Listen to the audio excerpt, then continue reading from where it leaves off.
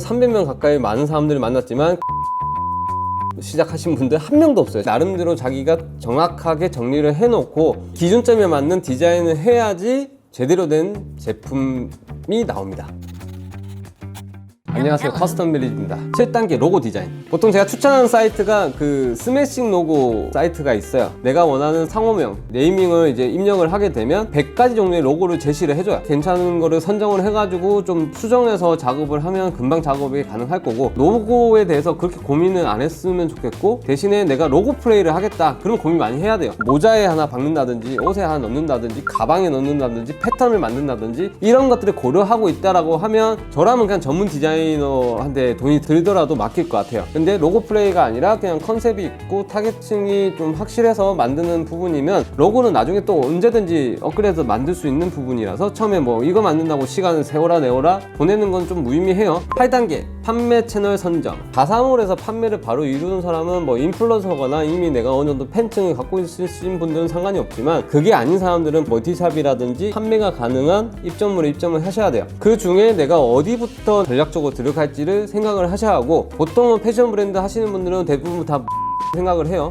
같은 경우는 브랜드 속에서 룩북, 자사몰이 있는지 여부와 자기네들 상품을 만든 작업 지시서가 있어야 돼요. 기존에 내 브랜드를 만들면서 준비한 브랜드 컨텐츠라고 하면 기존에 만들었던 옷들을 협찬을 해서 코디 컷들을 이미 포털 사이트 검색할 때 좀 뜬다거나, 뭐 업체랑 콜라보를 해서 행사를 했다거나 보도자료를 냈다거나, 누가 봐도 브랜드라는 거를 인정할 수 있게끔 컨텐츠를 갖춰주는 사항까지 다 완벽히 되어 있어야지 에다가 제안을 했을 때 입점이 승인될 가능성이 커집니다. 꼭 입점을 하기 전에 브랜드에 대한 활동량을 만들어 놓으셔야 돼요. 요즘은 주변에 추천을 해줘도 안 받아줍니다. 입점몰마다 정책이 다르기 때문에 가장 입점하기 힘들다고 하는 기준으로 제가 말씀드린 거니까, 내가 운영하다 보면 플랫폼에서 제안이 들어와요. 내가 어느 정도 활동량이 있으면 타고 들어와서 브랜드 우리 쪽에 들어와 달라고 반대로 연락도 오기도 합니다. 9단계 룩북 컨셉 정하기. 브랜드 룩북 컨셉을 정해놔야 돼요. 제품을 만들기 전에 이미 나는 어떤 뉘앙스로 가겠다, 룩북을 촬영했을 때 외국인 모델을 쓰겠냐 아니면 한국인 모델을 쓰겠냐, 아니면 뭐 모델이 아닌 뭐 다른 컨셉으로 가겠냐, 내가 생각하는 타깃과 내 브랜드 스토리와 여러 가지 입점몰에서 판매하고 있는 경쟁 브랜드들을 참고를 해서 레퍼런스 전수화를 많이 해놔야 돼요. 제품을 만들어 놓고 룩북 컨셉을 나중에 정하면 더 힘들어져요. 이런 비주얼 이미지를 만드는 컨셉도 어느 정도 정해놓고 거기에 맞게끔 제품을 개발하는 게 순서가 맞아요. 10단계 브랜드 쇼핑몰.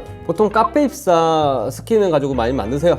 저도 그거 추천합니다. 거기는 오랫동안 만들어 왔던 플랫폼이기 때문에 안정적이고 가격도 저렴하고 스킨도 종류가 많아서 원하는 대로 만들 수 있고, 대신에 내가 그냥 직접 해서 서칭해서 하는 것보다 전문적인 디자이너나 회사에 의뢰를 하는 게 나아요. 싼 건 한 10만 원이면 만들 수는 있긴 하지만 결국엔 세팅하게 되면 돈이 계속 올라가요. 그리고 스킨 업체에서는 스킨 설치랑 기본적인 수정만 해주지 이 사이트를 관리하는 교육을 안 해줘요. 그렇기 때문에 저희 회사 같은 회사에 의뢰를 하시면 다 해드립니다. 대신 이건 공짜는 아니에요. 돈은 받긴 하지만 기본적으로 스킨을 설정을 하고 나중에 수정을 하는 방법론, 쇼핑몰에서 이제 사용해야 할 부분들, 핵심적인 것들 저희가 교육 다 해드립니다. 배워서 혼자 독학하는 시간보다는 차라리 의뢰를 해서 필요한 딱 핵심적인 것만 빨리 배우시고 빨리 준비를 하시는 게 더 이득일 수도 있어요. 자사몰은 꼭 필수기 때문에 준비를 하시기 바랍니다. 11단계 마케팅 전략입니다. 필수적으로 브랜드를 만들면 마케팅을 고민들을 많이 하세요. 가장 비용을 아끼고 가장 효과적으로 할 수 있는 게 저는 제휴 마케팅이라고 생각해요. 내가 만드는 브랜드와 콜라보 할 수 있는, 잘 하고 있는 브랜드가 있거나 또는 그거를 좀 알릴 수 있는 매체가 있거나, 요즘에 저희가 컨설팅 하고 있는 헤이젯 같은 경우는 낚시 동호회 카페에 있는 선장이랑 콜라보를 했어요.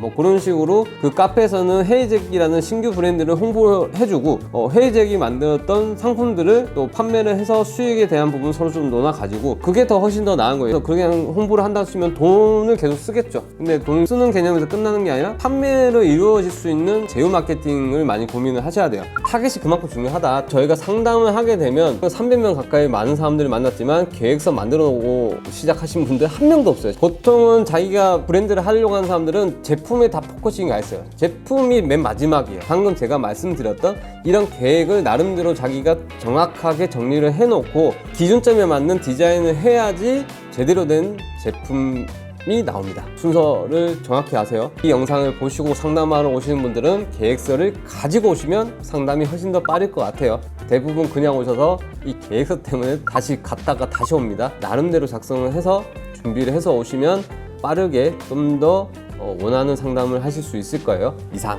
보통 이렇게 내가 해서 이 영상 혹시나 다 본 사람 있잖아?